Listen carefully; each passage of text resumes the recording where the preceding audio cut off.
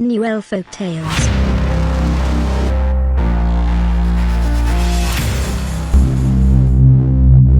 Caro grew up in a Christian home where silence was strength and suffering was dressed with dignity. Her father, a retired policeman, now worked as a night security guard in a warehouse in Iju town. Her mother was diabetic and weak, barely able to walk without help. Caro was the eldest of four children, and from the moment she turned 17, her life wasn't hers anymore. It belonged to the survival of her family. She got admission to study computer science at the university. Her parents celebrated quietly, but school wasn't what she expected. Her roommates looked like models. Their faces sparkled. Their voices were loud.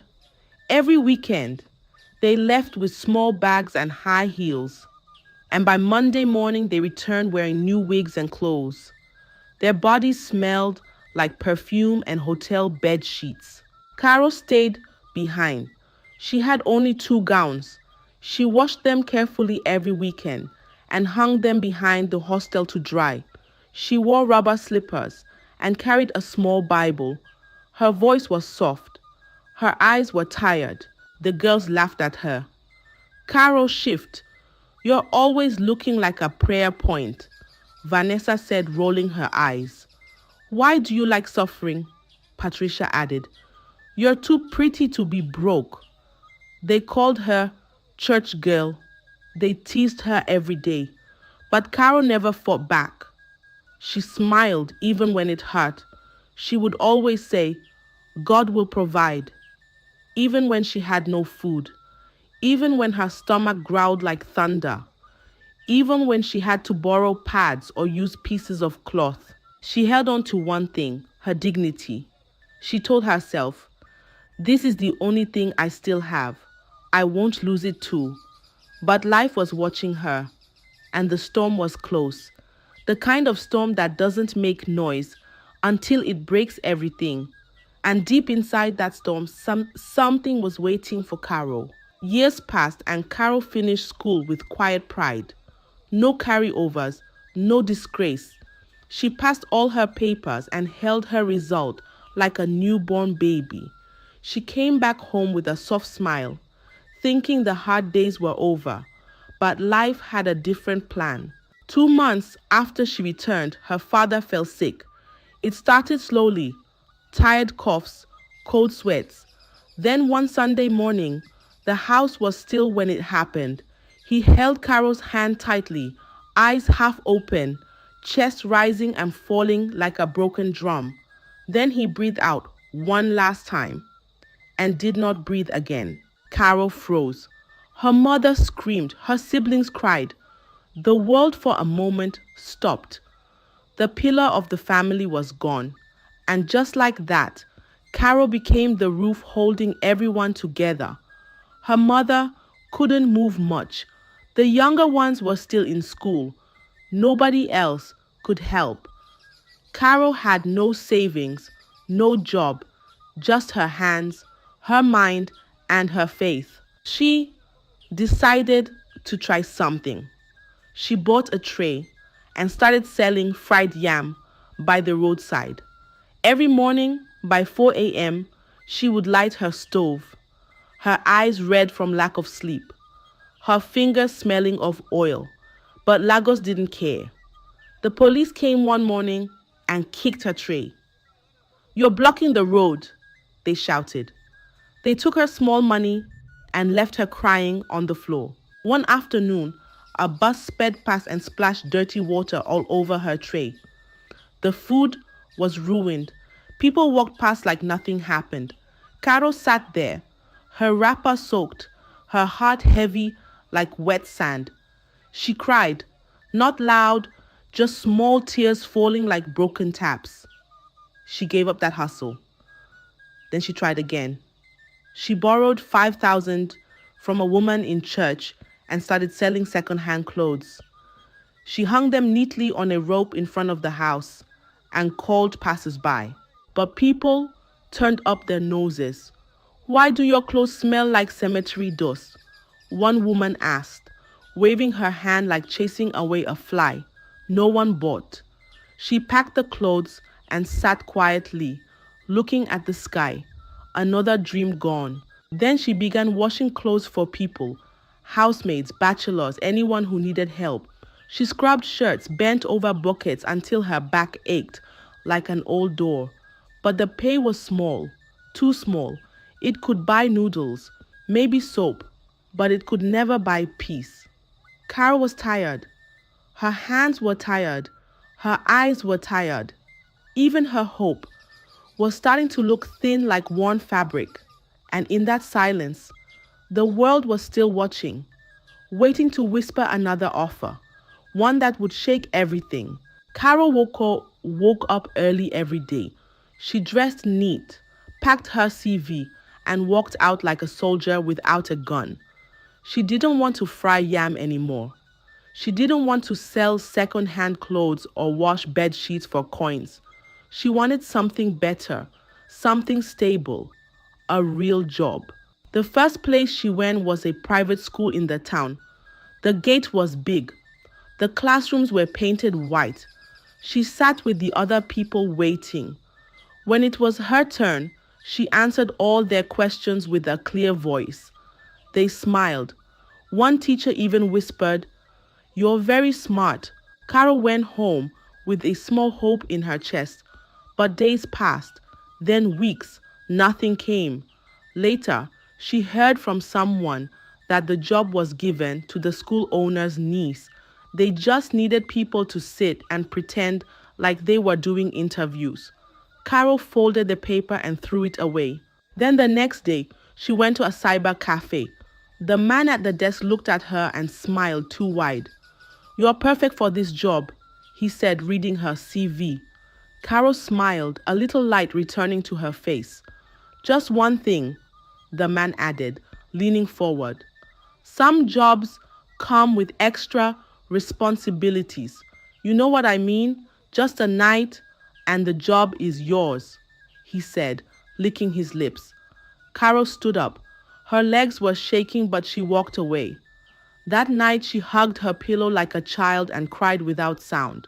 The next place was a company that sold electrical items.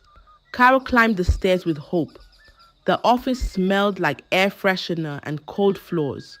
The woman doing the interview wore fine glasses and gold chains. "Do you have any special connections or referrals?" the woman asked. Carol blinked. "No, ma. Just my CV and skills." The woman folded the paper, placed it on the table and said, "You can go. We're looking for people with internal links." Carol walked out again, head down, feet heavy. She sat on a bench by the roadside that evening. Her heart was too loud. It was saying, "I am tired. Tired of walking. Tired of hoping. Tired of people smiling lies at her face. Tired of hunger that bites without teeth. Tired of shame that comes like dust on clean clothes." Carol looked at the sky. Even the clouds looked full, but they didn't fall, just like her. But something was coming, something she could not see, something that would ask her one question: how far are you willing to go to survive? It was raining that evening, the kind of rain that taps on rooftops like soft fingers. Carol was in a salon holding a mop stick, not as a worker, not as a stylist, just the girl who cleaned when everyone had gone home. She was wiping mirrors, gathering scattered hair, and sweeping the floor when the glass door opened. Clink. Carol turned around. There, standing with a smile like sunshine, was Linda, her old roommate from school, the same one who wore silk robes and red lipstick, the one who once called her church girl. But this Linda looked different now. Her skin glowed like morning oil. Her dress hugged her waist. Her nails were long and shiny like mirrors. Even her voice sounded softer, like someone who had forgotten the taste of struggle. "Carol." Linda blinked. Carol dropped the mop. "Linda." They stared at each other, then hugged. It was stiff at first, but warm. "You own this salon?" Carol asked quietly. Linda smiled like a cat that just finished a bowl of milk. Small place. God has been faithful. They sat down near the mirror. Linda crossed her legs and asked, "So, how has life been treating you?" Carol didn't lie. She told her the hunger, the tears, how her dad died, how she was now the only one feeding her mom and siblings, how every job had failed. She spoke like someone pouring water from a heavy bucket. Linda listened without interrupting. When Carol finished, Linda was quiet for a moment. Then she leaned forward. "There's something I do now," she said in a whisper. "It's not fraud. It's not prostitution. But it's not something you talk about in public." Carol blinked. "What is it?" Linda looked around, then said softly, "I sell something. My hair." Carol frowned. "You mean wigs?" "No," Linda said, her voice now like air slipping through a crack. "From down there." Carol sat back. Her heart skipped. "You're joking," she said. "I'm not. People pay for it. Strange people. But they don't touch you. They don't ask questions. You just shave, pack it, wrap it, and they pay you." Carol stared at her like a child staring at fire for the first time. Linda nodded slowly. "The first time I did it, I got 500,000. Clean, fast, no drama." Carol's tongue was dry. Her head was loud. Her body still. Linda touched her hand. "Look around, Carol," she said gently. "Not everything that brings money comes with shame. And not every shame means sin. Just think about it." Carol couldn't speak. The rain outside had stopped, but inside her chest, a storm had started. After Linda told Carol about the business, Carol went home that night restless. She tossed on her bed, staring at the ceiling in their hot one-room apartment. Her mother was snoring softly on the other side. The small rechargeable fan beside her was wheezing, already tired. In the silence of that night, Carol's mind was loud. Is this what life has reduced me to? Selling hair from down there. But what am I even holding on to? Dignity? For who? Poverty? She picked her phone and called Linda. "Linda, please, this thing, are you sure it's safe?" Linda yawned and said, "Safe how?" Carol paused, then asked, "I mean, what do they even do with the hair?" There was silence. Then Linda laughed, not loud, just a soft, sharp laugh. "Carol," she said, I asked myself that same question 2 years ago. And guess what? I still don't know." Carol blinked. Linda continued, "I just know it pays. I've not seen any danger. I shave, I package it, I deliver, and I get paid. Simple. It's fine if you're afraid or not interested, but please don't tell anyone," she added. Carol sat up on her mat. Her hands were cold. Linda added one more thing, her voice now firm. "You want to think too much? Hunger will finish you." Then the call ended. The screen went black. Carol dropped the phone on the floor. She pulled her knees to her chest and rested her head. And for the first time in a long while, she cried. Not because she was weak, not because she was afraid, but because something inside her, something quiet and strong, had started to break. And when something breaks inside a person, even silence becomes loud. The next morning, she made her choice. She didn't tell her mother. She just told her she was going to do cleaning work at a shop. Her mother nodded slowly. "Be careful, my daughter." Carol stepped outside. Her heart was not beating fast, but it wasn't calm either. She felt like someone walking to the edge of a river, not sure if it would be deep or shallow.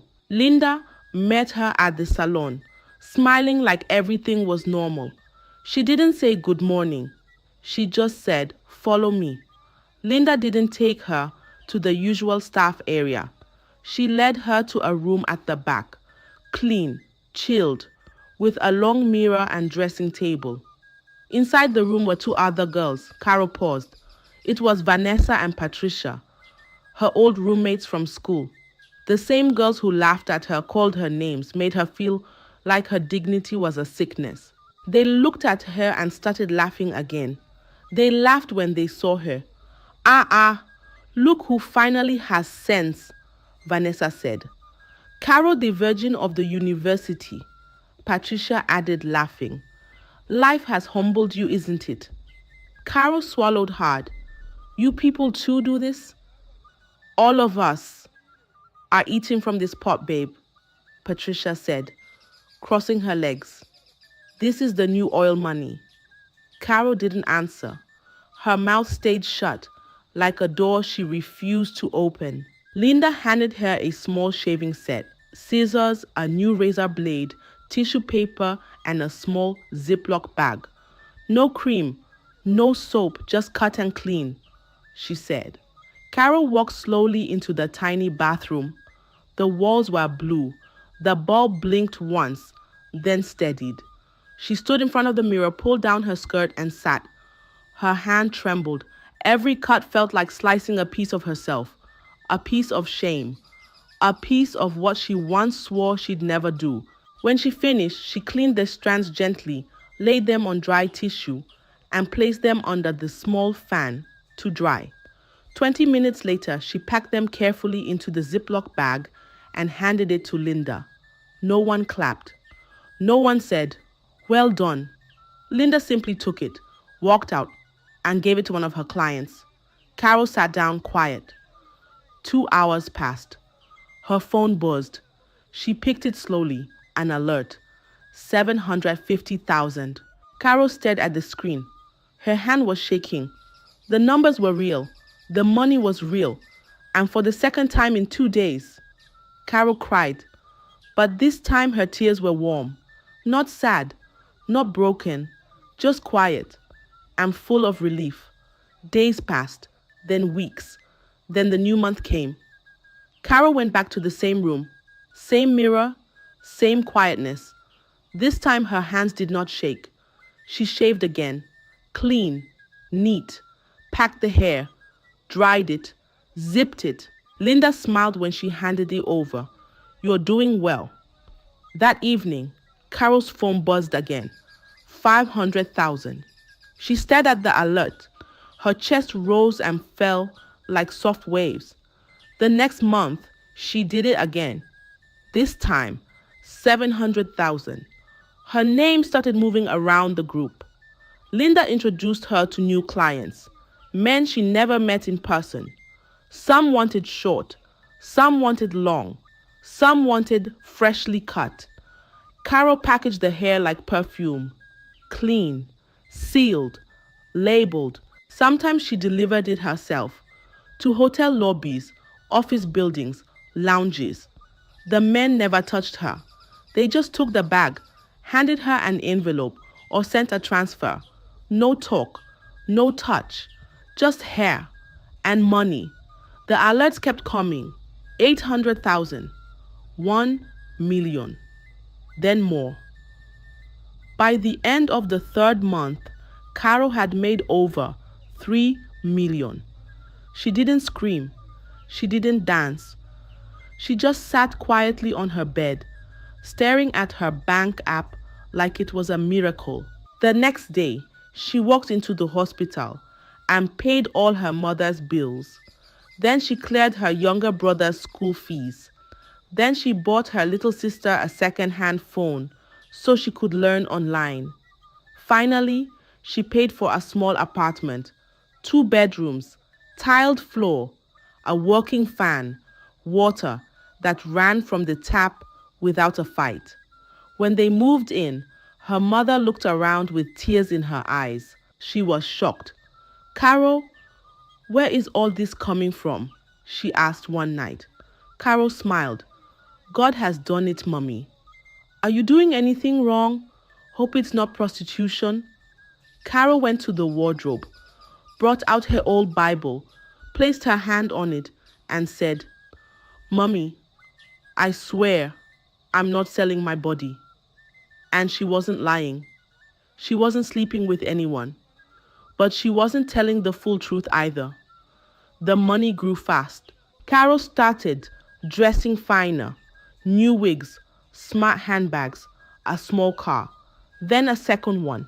She started planning to open a tech lounge, a small studio where young girls could learn coding and earn too. She even started mentoring other girls, but only the ones she felt could handle the secret. Soon, there was a whole network. Linda ran it. Carol moved the goods. The others shaved and supplied. They had a collection room in a short-let apartment on the island. It was private, professional. Each girl had her own kit. They took turns, cleaned up, and handed their packages to Carol, who sent them to the same contact that Linda trusted. Each girl earned their share. Linda and Carol took commission. It was perfect. No stress, no shame, no blood. Until one morning, everything changed. It started quietly. Sandra, one of the old roommates, sent a voice note. Sandra was the first to feel it. That morning, she woke up scratching herself so hard that she tore part of her skin. It began as a small rash just below her stomach, right above the usual shaving area. At first, she assumed it was a reaction to the razor. She even joked in the group chat, "Guys, I think my skin is protesting all these monthly harvests." Nobody took it seriously. Even Carol laughed it off. But by the third day, Sandra stopped replying messages. Carol called her. No answer. Linda sent someone to check on her. She lived in a serviced apartment in Lekki. When the girl got there, she found Sandra lying on her bed, naked waist down, crying softly. Her thighs were swollen and her skin had turned almost black in patches. The rash had grown. It was now like something was eating her flesh. And she kept muttering the same thing over and over. They said I opened something. They said I opened the wrong gate. Carol rushed there. When she saw her, her stomach turned. This was the same Sandra that always wore lace panties and Gucci slides, now looking like she'd crawled through fire. She was taken to a private clinic in 6th. The money was there. After all, they were all cash, heavy. The doctor ran every test. Skin cultures, blood work, even scans. Nothing came up. "You're fine," he said. But Sandra was anything but fine. She scratched her body like her skin was burning from inside. First it was her lower waist, then her thighs, then her arms. She said it felt like insects crawling under her flesh. No cream worked, no drugs calmed it. They gave her sleeping pills. But even in sleep, she screamed. Then Patricia, another of the old roommates, called the group one night in panic. "Girls, I don't know what's happening. My body is itching, like from the exact spot where I shave, and it's spreading." Carol was sitting in her new apartment when she got the voice note. Her chest tightened. She didn't want to believe what she was hearing.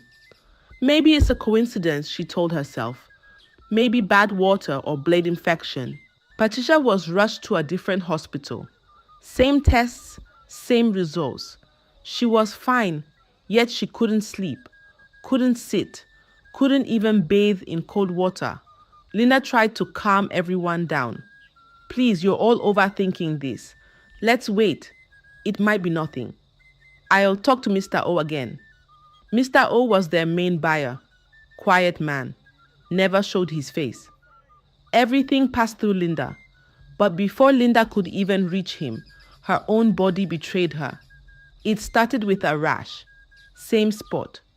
She ignored it. Then the pain came. Then the itch. Then the heat. She broke down crying in Carol's living room. "Carol, I think something's wrong. I'm scared." Carol didn't know what to say. For the first time, she looked at her own skin and wondered if her turn was coming. Then came the nightmares. Patricia called crying one night. "They're coming, Caro. I saw them. A woman with no face. She called me by name. She said, 'Give it back.' You opened the gate." Caro felt cold wash over her. "What gate?" she asked. Patricia didn't answer, just sobs. 1 week later, Sandra died. No explanation. The doctor said heart failure. But how? A young girl, barely 27, with no history of illness? That's when reality slapped them hard. This wasn't just itch. This was judgment. Patricia stopped picking calls. She locked herself indoors, whispering to herself. One of the girls went to check on her and found markings on her walls, like someone had scratched them with fingernails, writing strange symbols she couldn't explain. Linda started sleeping in a church. Her body was covered in welts. Her mother was begging prophets and prayer warriors to intervene. Carol watched all of them, one by one, fall, and then it came to her. It was 1 week after Sandra's burial. Carol had stopped everything by then. No more supplies, no more clients. She had even changed her SIM card and stopped going to the salon. But the body doesn't forget. She was lying on her bed when the first itch hit her lower stomach. Small but sharp. She sat up. Her room was dark. Her fan was off. She scratched again. It got hotter. She ran to the mirror and pulled down her shorts. There, across her skin, were tiny red dots. Moving. Yes, moving. She screamed. Her mother rushed in. "What is it?" Carol couldn't speak. She didn't know how to explain that something she couldn't see, something she had willingly opened herself to, was now crawling back to collect payment. And the cost wasn't in naira. It was flesh and soul. Carol's mother was a quiet woman. But when Carol started scratching herself like fire was licking her skin, the woman dropped everything and went into prayer. She prayed from midnight till morning, anointing the room, laying hands on her daughter's body, crying with her whole chest. Still, the itching didn't stop. Carol confessed one evening. She broke down crying, "Mommy, I have something to tell you." And then she told it all. The cleaning job, the salon, Linda, the hair, the money, the deliveries, everything. She poured it all out like dirty water from a full bucket. When she finished, her mother didn't say a word.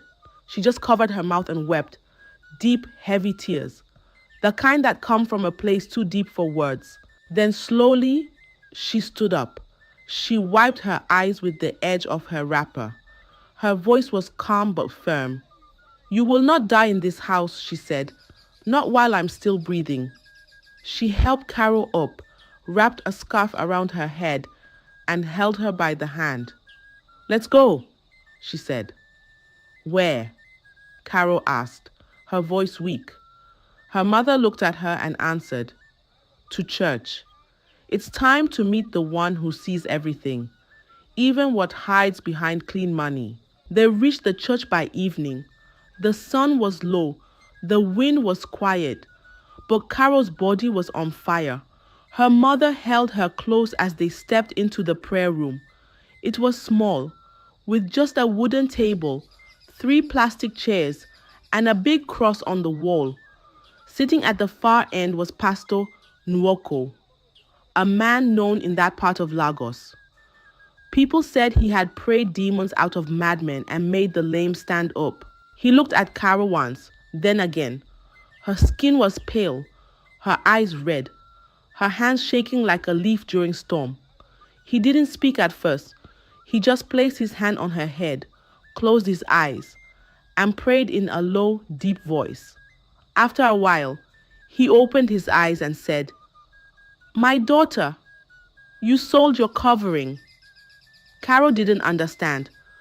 The pastor looked at her mother. She removed what protected her for money. Tears rolled down Carol's face. Please, help me. The pastor sat forward. This thing is not just sickness, it's a covenant. It was sealed when the hair left your body. And it didn't go to just anybody. It went to something, someone, somewhere. He paused, then said, bring the others. Whoever is part of this, bring them all here. Carol nodded slowly. That same night, she called Linda and Patricia. Their voices were weak. They were scared, but they came. Patricia had cuts on her arms from scratching. Linda wore a big scarf, hiding the sores on her neck. They looked like old shadows of themselves. When they sat down, the pastor looked at them one by one. Who did you sell the hair to? He asked. Linda spoke first. We don't know. Someone collected it, Patricia added. But we never met the real buyer. Linda gave it to one man, just a middleman. The pastor frowned. You made a deal with someone you never saw. You opened a gate and walked away. Carol whispered, we didn't know. We just needed help. The pastor closed his Bible. The room fell silent. Then he spoke again, his voice like a warning bell. If you don't find the man behind this and make him confess in the open, you will die. The girls gasped. How long do we have? Linda asked, her voice shaking. The pastor stood. 7 days. His voice echoed in the room like thunder rolling from the hills. Carol held her chest. Patricia covered her mouth. Linda started crying. Because now, it wasn't just fear. It was a countdown. The next morning, they went back to the meeting spot, the quiet corner behind the salon, where Linda used to hand over the packages. It was empty. The table was gone. The bench was broken. No sign of the man who used to collect the hair. They tried calling. The number Linda always used switched off. They called again and again. Still nothing. They walked through streets. They asked bikers. They paid touts to check inside alleys and behind clubs. Do you know a man who picks up bags from this place? Tall man, beard, scar on face. The boys shook their heads. Some laughed. Some ignored them. There's nothing here, Winnie, one of them said. If you can't describe him, we can't help. 4 days passed. Carol hardly slept. Her body still itched, though not as bad. But fear was eating her faster than the rash. On the 5th day, Patricia stopped picking coals. They went to her house.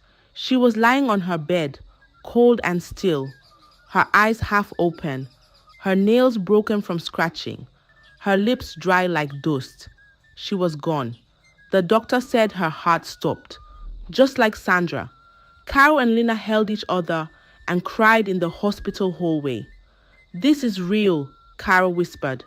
Lina nodded. We're next. They buried Patricia the next day. No friends, no crowd, just silence and sand.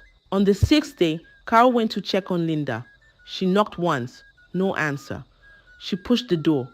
Linda was lying on her bed, her scarf still on, eyes closed, body stiff. She had died in her sleep. No scream, no warning, no goodbye. Carol dropped to the floor beside her. She didn't cry. She didn't shout. She just stared. Then she stood up, picked her Bible from the table, and walked out of the house. She didn't take her bag. She didn't lock the door. She just walked back to the church, back to the altar where her mother had been fasting for 6 days. When she entered, her mother turned. Carol fell to her knees beside her and whispered, "If I will die, let me die here." Her mother held her tight. Both of them wept. The church was quiet. Only their prayers filled the room. And the 7th day was coming. On the morning of the 7th day, the wind outside the church was loud. The sky looked heavy, like it had something to say. Carol lay on the floor, weak, her body still itching. Her mother sat beside her, eyes red from prayer, lips dry from fasting, almost like they're both waiting for Carol's heart to stop too, just like Sandra, Patricia, and Linda. But then, just before noon, a knock came at the church door. A young man entered, holding a phone. "Turn on the news," he said. They rushed to the small office behind the altar. The pastor found the channel. Everyone leaned close to the screen. A man had been caught in a nearby town, at a riverside shrine. His clothes were dirty. His hands were stained. His eyes looked wild, but his mouth smiled like he had won something. In the background, police officers were holding up bottles, glass bottles, each one sealed. Inside them, strands of hair, dozens, some wrapped in red cloth, some buried in black calabashes. The smell, they said, was thick like death and dust. The man laughed as they dragged him out. "I have taken what I came for," he said. "Their gates are open. I use their power for my health, my riches, my life," he shouted. The man had been using pubic hair from young women to draw power, health, and wealth. Through a spiritual process, he tapped into what he called their reproductive gates, a source of deep, feminine power. He confessed that his contact was a salon owner and that she used a network of girls. The dots connected. Caro stared at the screen. Her mouth opened. It was him. She didn't know his name. She had never met him face to face. But his photo was the one Linda once showed her from her old phone. That was the buyer. Caro's hands dropped. Her eyes rolled. She fainted. They poured water on her, prayed, called her name. That night was the final vigil. The church was dark, but the fire of prayer filled every corner. As they sang and clapped and cried, Caro let out a loud scream. She fell to the ground, shaking. Then she vomited. Not food, not water. Black sand, thick, dark, bitter. Her body shook. Her eyes rolled back. Then she went quiet. They laid her on the church bench, covered her with white cloth, and prayed. When she opened her eyes, the itch was gone. The pain, gone. Caro was free, but healing always leaves a scar. The doctors later said, "Your womb is damaged. You may never carry a child." Caro didn't cry. She just nodded.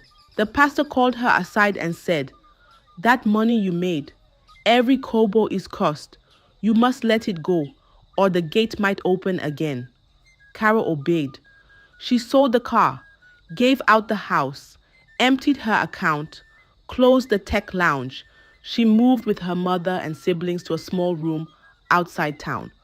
One mattress, one bulb, one small fan, and peace. She got a quiet job at a church NGO, doing data work, enough to eat, enough to breathe. She no longer wore wigs or drove cars, but every night before she slept, she would touch her belly gently, where the scars still itched, and she would whisper the same words again and again. Some gates are better locked forever. Moral of the story: when the price of survival comes at the cost of your soul, it's no longer a hustle, it's a sacrifice. Not all money is a blessing. Some come wrapped in curses. I hope you enjoyed the tale.